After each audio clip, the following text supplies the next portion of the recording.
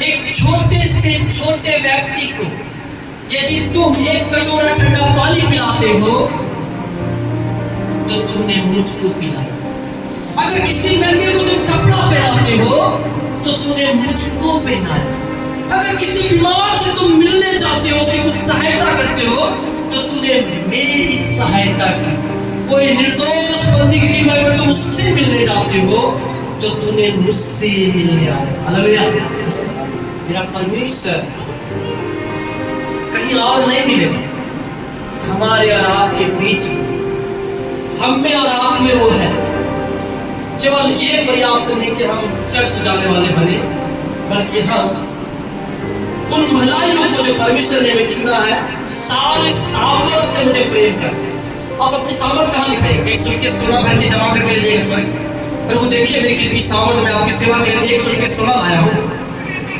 या आप बोले प्रभु मैं 2 करोड़ रुपया बैंक में जमा किया था और आपके लिए जमा किया था। अपनी सामर्थ कहाँ दिखाएंगे? स्वर्ग लेके जाएंगे पैसा। या आपको बहुत ताकत हो गया, अपने बल से परमेश्वर को प्रसन्न कर सकते हैं? नहीं कर सकते। आप परमेश्वर को, जब परमेश्वर के सदृश स्वरूप और समानता में जो मनुष्य है, जब उसकी सहायता आप करेंगे। कुछ लोग हमसे एक सवाल किए, भैया क्या मेरे घर में रोटी नहीं है, मैं अपनी सारी रोटी उसको दे दूं? या मेरे घर में आज का अनाज नहीं है खरीदने का, मेरे घर में कोई हाथ पसारा, क्या मैं अपना आज का पूरा पैसा अपने बच्चों को, अपनी पत्नी को भूखा रखने से दे दूं? बाइबल ऐसे समर्पण की विषय नहीं कहते। बाइबल कहती है तुम जो कमाए हो उसमें मेरा भी कुछ हिस्सा। हालेलुया। और तुम्हारा कोई हक नहीं कि मेरे हिस्सा को तुम इस्तेमाल करो। कई लोग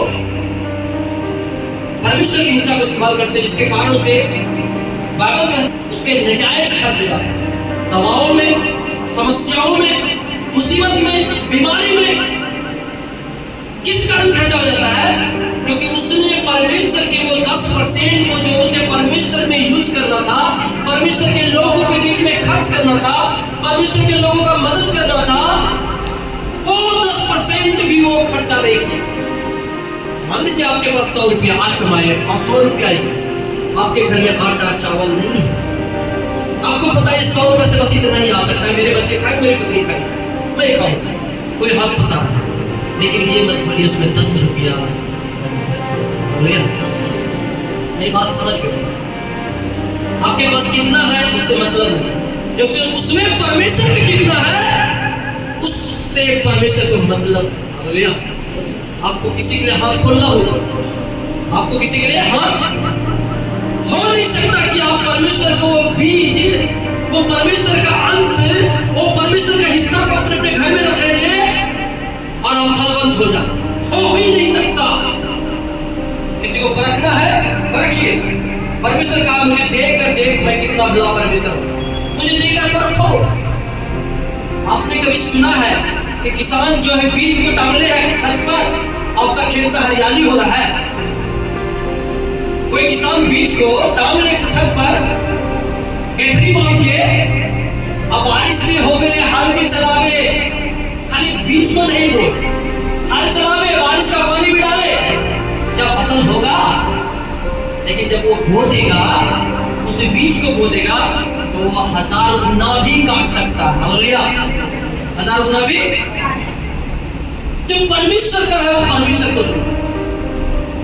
और वो परमेश्वर कहाँ मिलेगा?